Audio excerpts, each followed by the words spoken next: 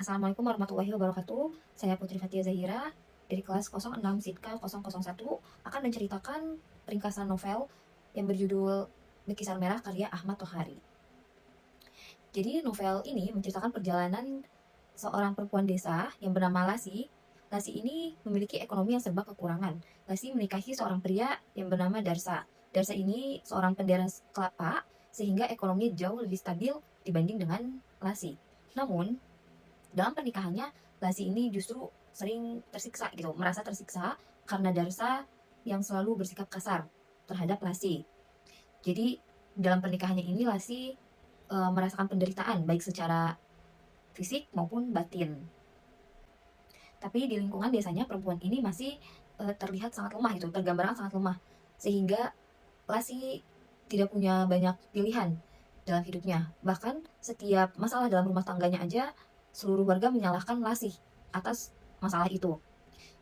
Dan mereka justru memaklumi perbuatan suaminya Lasih, yaitu Darsa. Di mana sebenarnya Darsa lah yang membuat masalah kasar terhadap Lasih, sehingga pernikahan mereka mengalami banyak sekali masalah-masalah di dalamnya.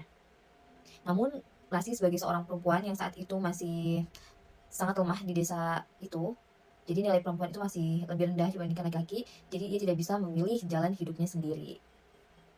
Dan yang Lasih rasakan itu justru semakin berat beban yang ia rasakan. Dan suatu ketika si Darsa ini mengalami kecelakaan yang membuat ekonomi keluarga mereka ini jadi semakin sulit ya.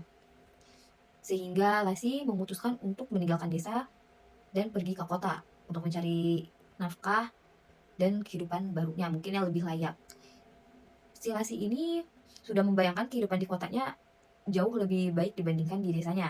Namun, saat ia sampai di kota, ternyata penderitaan pun masih menghampiri Lasih. Lagi-lagi, Lasih ditindas oleh orang-orang yang memiliki kekuasaan dan uang.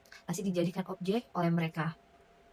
Sehingga Lasih mengalami penderitaan yang tidak jauh beda dengan sebelumnya. Lasih tetap memiliki tekanan batin dan fisik. Melalui perjalanan hidup Lasih ini, Ahmad Tohari menunjukkan bahwa ketidakadilan terhadap perempuan tidak hanya terjadi di desa saja, tapi di kota pun bisa terjadi.